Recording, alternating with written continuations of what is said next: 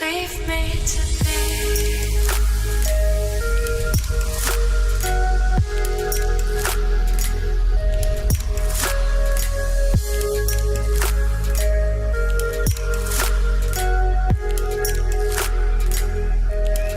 Leave me to be.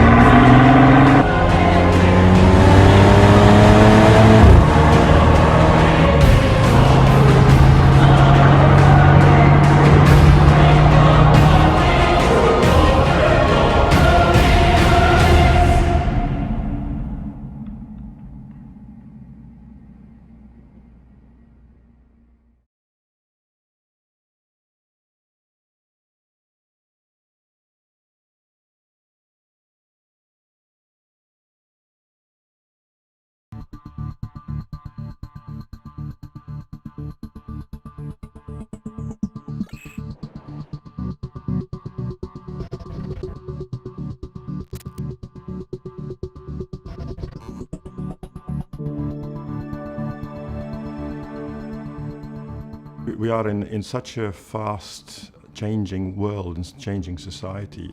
Everything globally goes so quick, and what was in yesterday is not in anymore. What is still strong, and I think a Bentley brand shows that, is that people do hold on to older values. We're very proud and we're very respectful of our heritage, but at the same time our eye is always in the future. We have to be extremely high-tech, pushing the boundaries on technology, but at the same time using our heritage and our crew culture of coach building and bespoke.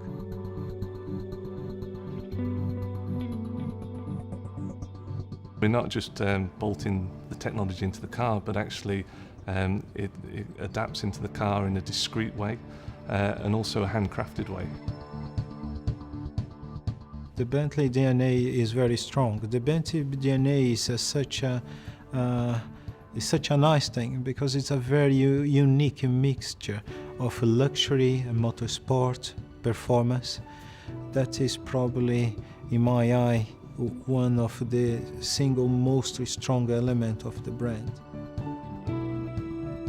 I think a Bentley brand can offer almost any car or type that you can imagine, because under the same Bentley wings we offered in 2002 a state limousine to the Queen, and a year later we won Le Mans under the same brand. So which other brand can do this?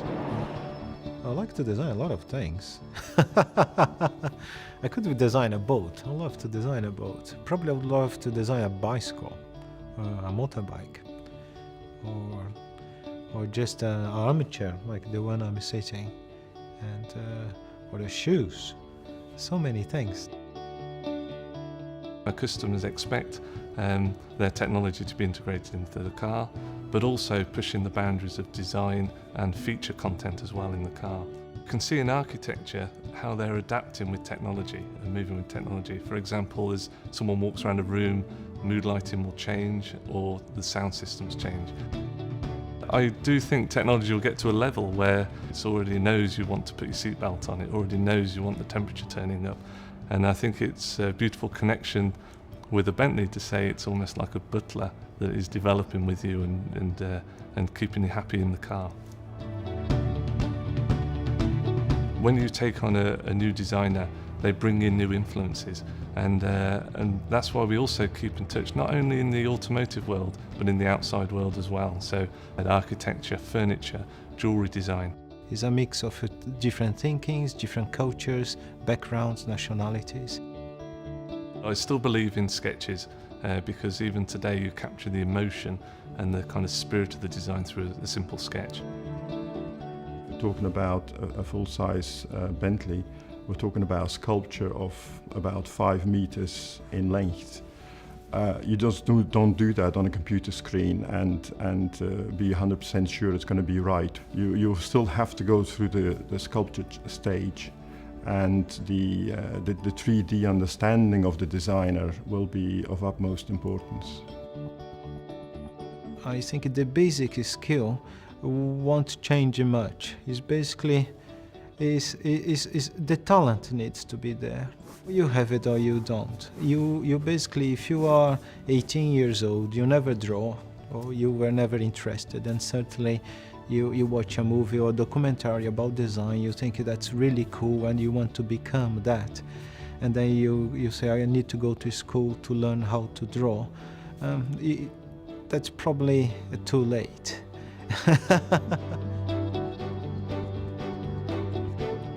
I always say that you can make a handmade car looking like a mass production car, but you can never make a mass production car looking like a handmade car. And that's exactly where we want to be.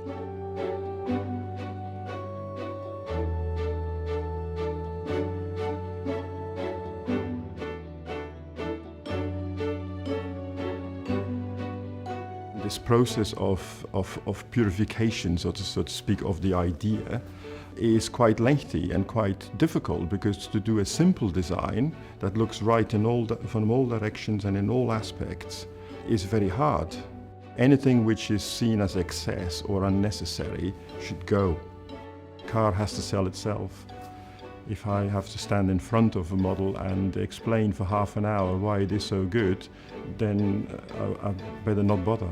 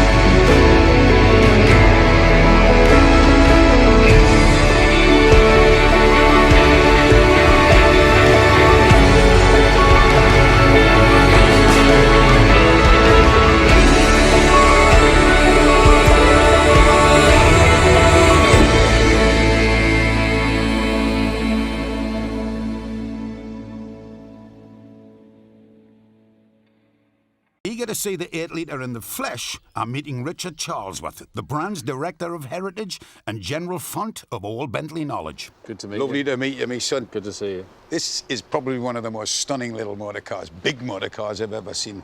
Have a look at the lines on this thing. I mean, it is just absolutely gorgeous. I love the way he's just put these little ridges on them. Yeah, just on the top. It's Yeah. so beautiful. Yeah. This is one of the 100 8-litres built by W.O. Bentley. This is 1930-31. This is the second car built, but apart from being a wonderful motor car in its own right, it's particularly special because this was the great man's personal transport. Yeah, it's gorgeous. We've It owned really this is. car for a few years, and when it came to us, it was in quite a sorry state. Yeah. It had been in a private collection for 35 years and hardly used. And what we did was we restored it back to its original paintwork. So this is old-fashioned paint technology that's gone into this.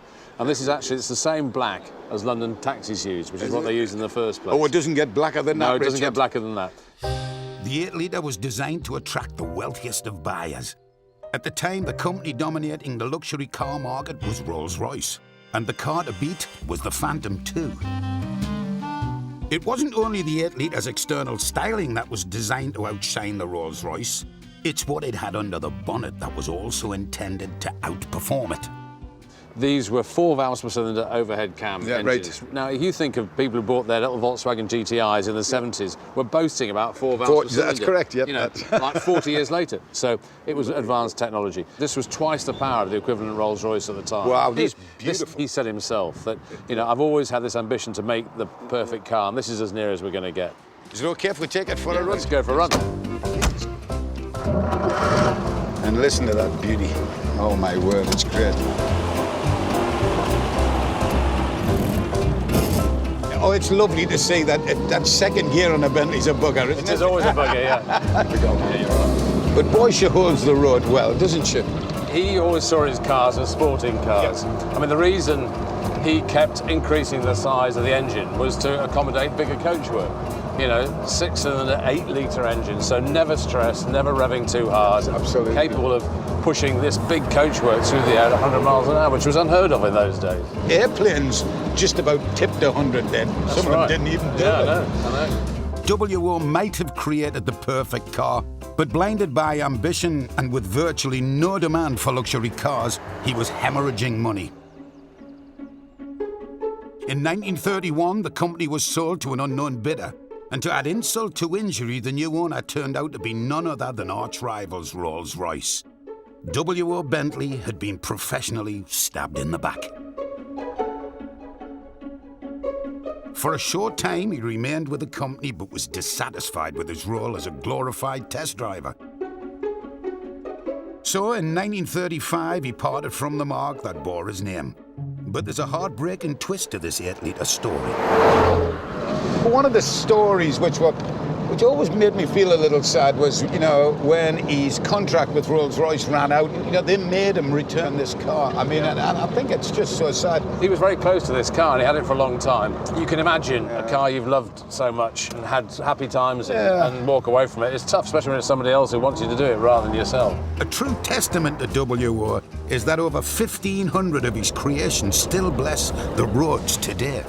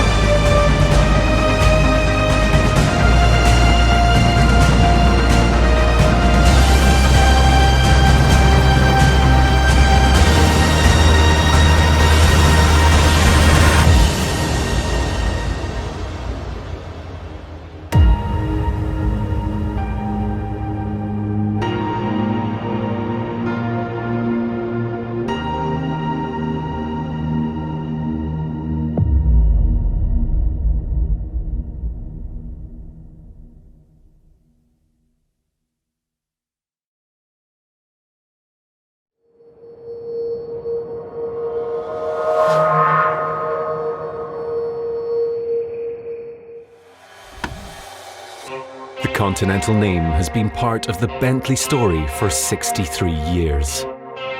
It was the R-Type Continental of 1952 that first introduced the name, and it's been associated with grand touring ever since. With a top speed of 120 miles per hour, the R-Type was the fastest four-seater in the world at the time, designed to cruise the newly built Route Nationale and Autobahn to literally cross continents at high speed and, of course, in peerless luxury. With just 3 strokes of the designer's pen, the shape of the Continental comes to life. The striking power line, muscular rear haunches, and swooping, fast roofline.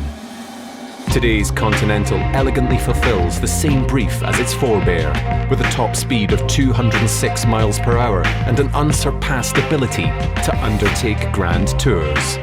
These 3 elegant styling cues are still a fundamental part of Beetle's DNA over 6 decades later. They combine to make it one of the most iconic cars on the road.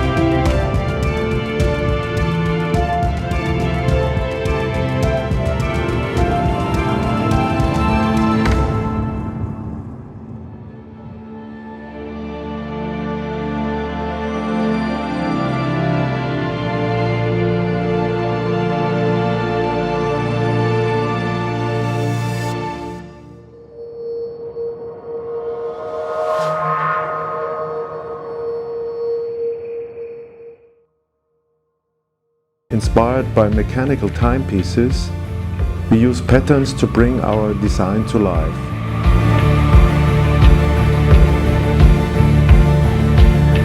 The new Continental GT conceals the latest technology behind the finest materials.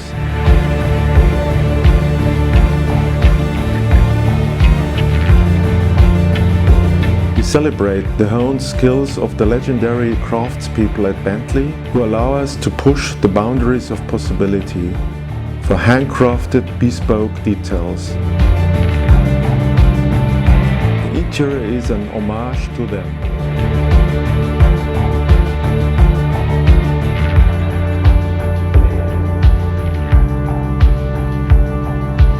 The Continental DNA can be traced back through the past 6 decades to where the name began, the R-Type Continental of 1952. The new Continental GT is the next chapter of a great design story.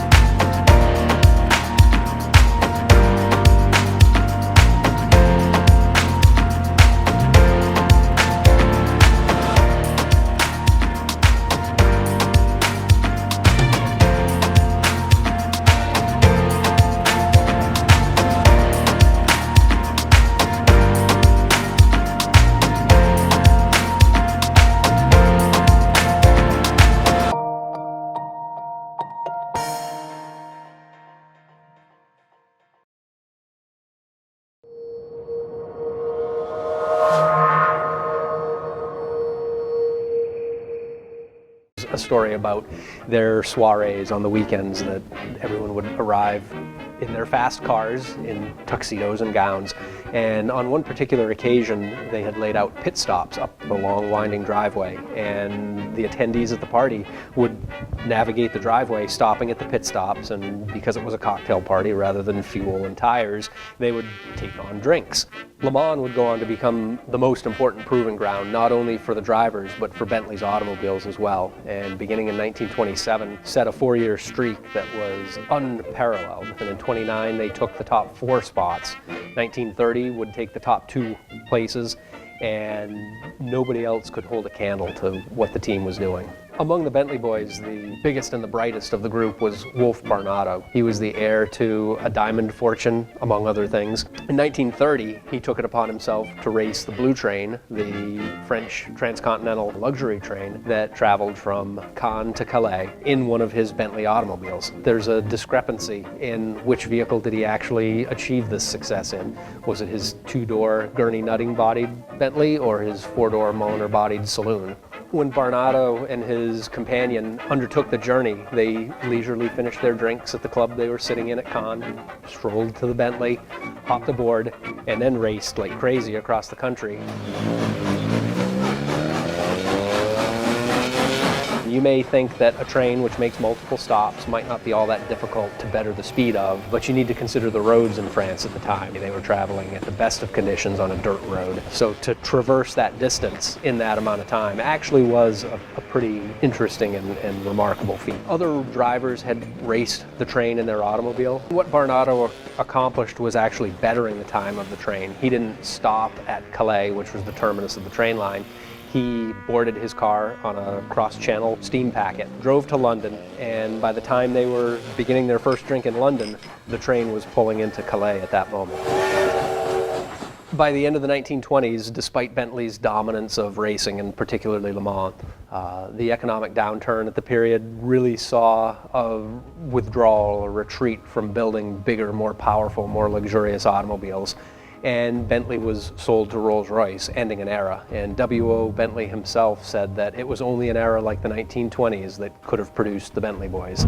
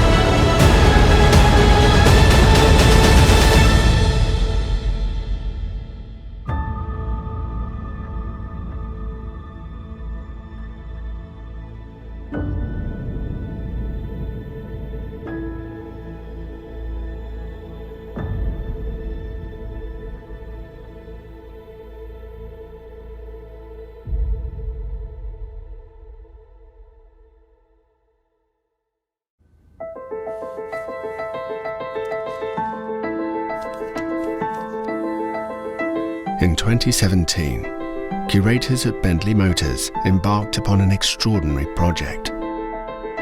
Waiting deep in the archives lay a precious piece of Bentley heritage, unseen and undisturbed for over a generation, something carefully conserved. In 1930, W.O. Bentley's ultimate expression of automotive engineering first took to the roads. Considered his finest Grand Tourer, the Bentley 8-litre. This triumph of engineering was also a celebration of craftsmanship, coach-built by H.J. Mulliner. As we enter our 100th year, we pay homage to our founder and to this exceptional car with the Mulsanne WO Edition by Mulliner. Our craftspeople have embodied the true spirit of the Bentley 8-litre within the world's ultimate handcrafted luxury car. Inspired by Bentley's legacy, showcased by Mulliner, and numbering just 100. At the heart of this tribute, a trophy sourced from the very 8-litre driven and loved by W.O. Bentley himself that makes this Mulsanne especially unique. The 8-litre's original crankshaft has been expertly divided into 100 individual pieces and preserved within a bespoke Mulliner cocktail cabinet. An exquisite piece of Bentley history, taken from one of our most revered automobiles and now embodied in a worthy successor. The Mulsanne WO Edition by Mulliner.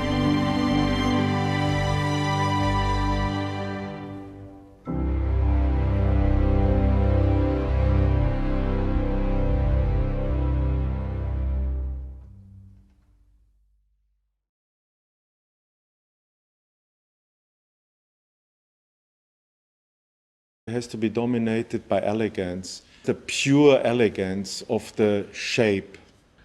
The future of luxury design, I think, is something rather complex, because when we look at cars, there are new necessities in the use of cars. We cannot only talk about a nice sculpture and a working interior. We have to integrate new technologies. I believe very strongly you only can do a big step in design and aesthetic with having a big input also from the technological side. So this is really helping us to continue to develop our design language, but also push it forward with the help of technology. The luxury customer of the future is asking for maybe vegan trends, for ecological, for sustainable trends. So we will not be able to deliver to this customer a car that is covered in 20 leather hides in the interior. They just don't want to buy this in the future. They want the alternative. This is why we are dealing, for example, with the development of protein leather. Our luxury customers, I think, are also open for maybe traditional materials we never have been using so far, like textiles in the interior. We will have the autonomous drive, we will have electric elevated cars, we will have a lot of integration into a digital world and cars communicating with each other. What you think Bentley is doing next is already the past for us in the design department. There are some things in the studio, I just can't talk about it.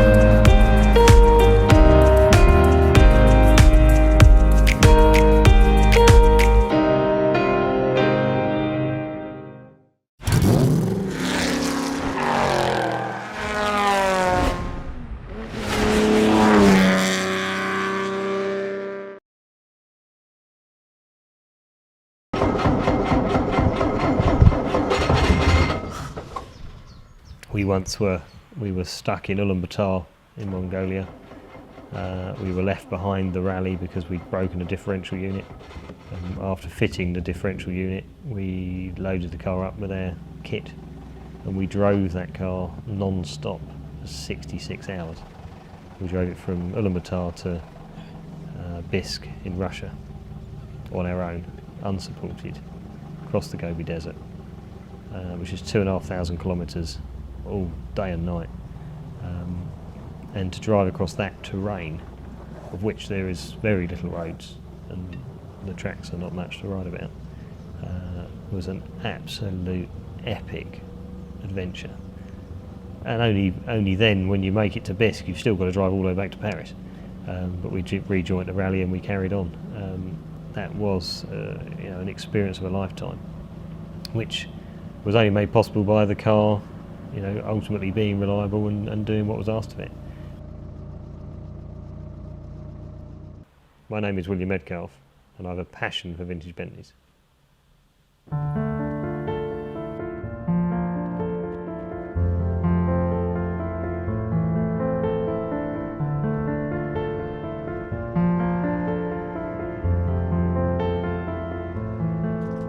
It's probably fair to say it's my father's fault. His idea of a family holiday was 28,000 miles around America in a vintage Bentley with myself and my two sisters and my mother. We hit the road for 9 months and did 28,000 miles. We covered every coastal road and across the middle and back. And having that as an experience at 5 years old, being able to stop in Florida and climb out the car and climb up a tree and pick oranges, to swim in the sea and see those white sandy beaches and the people that you meet and the reception that we got everywhere we went. As a 5-year-old, that was quite something. And this lovely old car took us on all that journey. So the bond with that car, as for us kids, it was part of the family, that car. And so that's where the passion was grown. And I always wanted to emulate that, and I always wanted to travel in a vintage Bentley. So we've got a few trips planned for the future. I'm lucky now I can take my two little boys and go and see the world.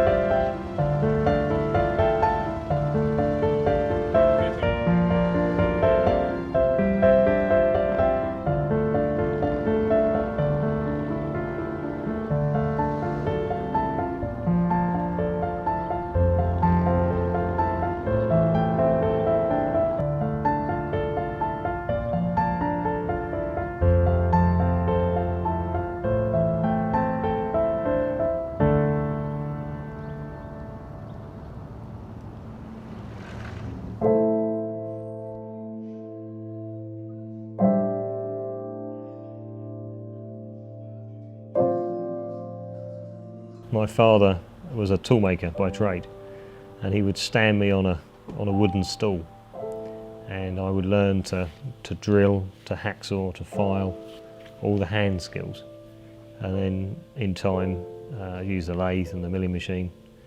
And he taught me the necessity for accuracy and attention to detail, which certainly he had. And his idea was that whatever I did in life, at least I would have some skills in my hands and I'd be able to make something. So I was always free to become anything I wanted to, but through his teaching and through an induction into vintage Bentleys through his hobby, I decided that they were something really special and I wanted to work on them, and I wanted to understand not only the car but the DNA behind the car and how every single piece was made and manufactured and what materials and so on. And I like to dig deeper than anyone else is prepared to dig.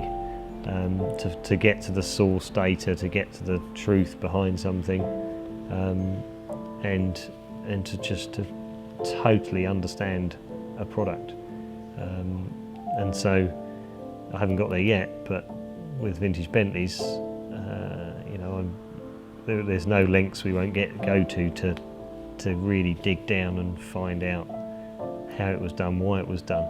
And some of the components that they manufactured in the time with the equipment that they had available to them, it was astounding. Their draftsmen could draw stuff that the engineers really struggled to make on the shop floor. So it's quite entertaining to try and unravel some of the mysteries, and a real challenge.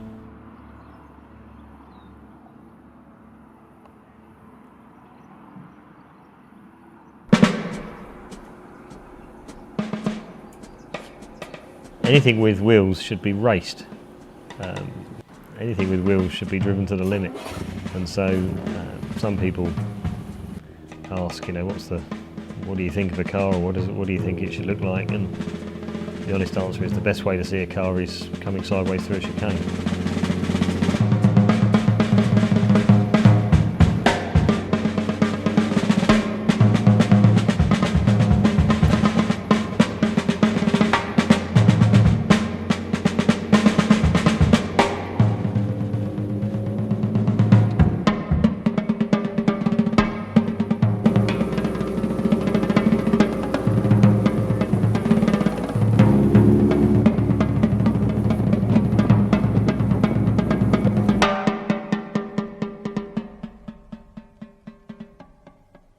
All Bentleys have a crash gearbox. If you are driving the car on the limit, on a race circuit say, if you enter the complex at Silverstone in top gear at probably 100 miles an hour and you brake heavily and you go for third gear, you have to make that gear change. You have to get it in first time in order for you to have the drive and therefore the grip to get through that bend. If you miss that gear, if you miss that one split second of timing, and you've got a handful of neutral, you are no longer driving that car. You are now a passenger in that car, and that car will not go round that bend. You don't have the drive to give you the grip.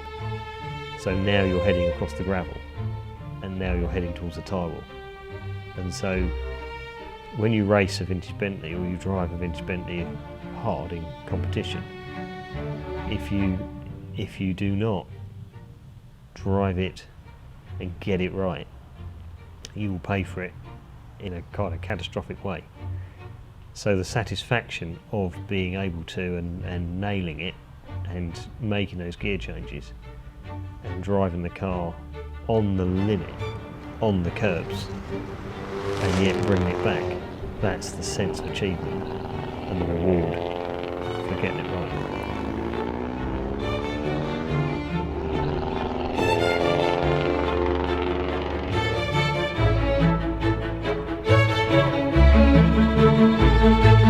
I think a vintage Bentley is a connection between the here and now to the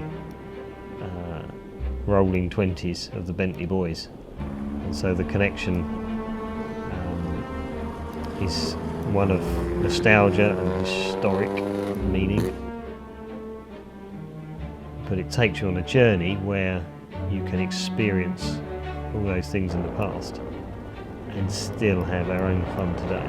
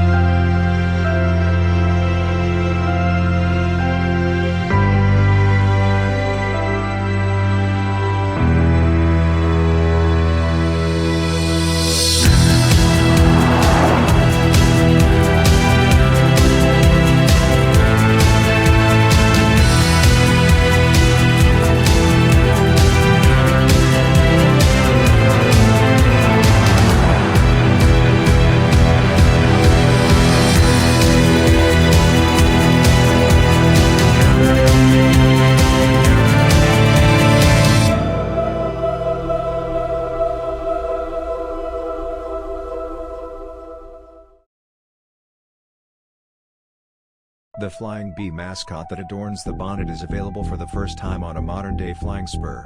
Electronically deployed and illuminated, it is linked to the welcome lighting sequence and keyless entry system as the driver approaches the car. When the engine start button is pressed, the veneer section in the middle of the dashboard rotates to reveal a 12.3-inch touchscreen, displaying 3 customizable digital tiles.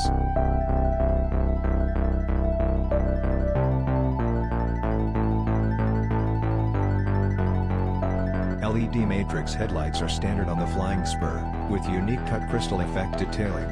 A chrome sleeve has been added behind the cut element, making them sparkle, even when not lit.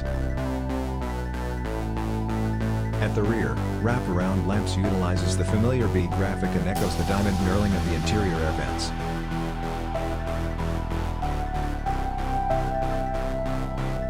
A full-size, glass-to-glass panoramic sunroof can be specified. The front panel tilts and slides rearwards over the top of the fixed back panel. Alcantara blinds deploy electrically and are color matched to the 15 interior headlining colors.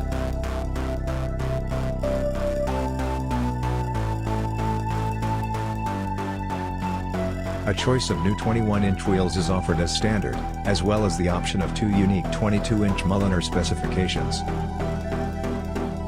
The second side of the display reveals 3 elegant analog dials showing outside temperature, a compass and a chronometer. In the rear, an all-new touchscreen remote is made from beautifully crafted materials. It integrates almost invisibly into the console but is easily removed at the touch of a button for remote use. It allows access to a wide range of applications, including control of all blinds, rear seat massage function and rear climate control, and can be used to pre-store configurations such as mood lighting. The rear seats provide a luxurious, cosseting traveling environment, with a folding center armrest and manually deployed center headrest that stows away when not in use for maximum visibility. Sweeping horizontal veneer flows across the dashboard and into the doors, emphasizing the spacious width of the cabin. The wing theme graphic continues around the interior of the cabin doors, creating an elegant color split and seamless link between the front and rear seats.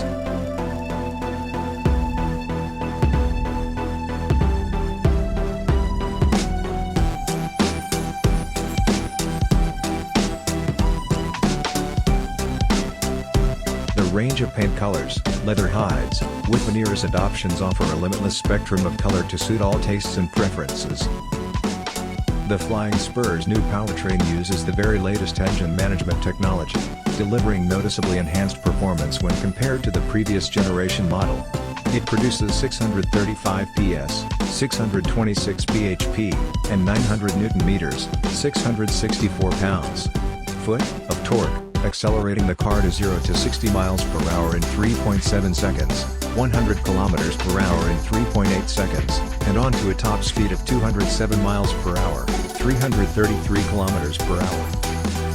A more forward front axle position improves weight distribution in the new Flying Spur, enabling improved dynamic precision, handling and balance when coupled with active all-wheel drive, all-wheel steering and Bentley Dynamic Drive. The new Flying Spur uses the same 8-speed ZF dual-clutch transmission as the Continental GT, for smooth and refined acceleration, quicker gear shifts and improved fuel economy. Maximum speed is reached in 6th gear, with the overdrive gears, 7th and 8th, used for economic grand touring. The all-new model has a clutch system which delivers 2-wheel drive to the rear axle. Depending on the road conditions and wheel slip, it will then automatically send drive to the front axle as required, as an active all-wheel drive system. Turn-in response is also dramatically improved. The front end of the all-new Flying Spur feels much lighter and changes direction almost at the speed of thought. The understeer effect experienced with fixed all-wheel drive is virtually eliminated, making the car feel more balanced overall. Electronic all-wheel steering is an all-new technology feature, which enhances both stability at highway speeds and maneuverability around town. During low-speed maneuvers, the system steers the rear wheels in the opposite direction to the front wheels. This has the effect of shortening the wheelbase, reducing the turning circle, increasing agility and making parking noticeably easier. During high-speed maneuvers, the system steers the rear wheels in the same direction as the front wheels, increasing stability and making overtaking and lane changes more assured. Electronic all-wheel steering means no compromise between high-speed confidence and low-speed convenience.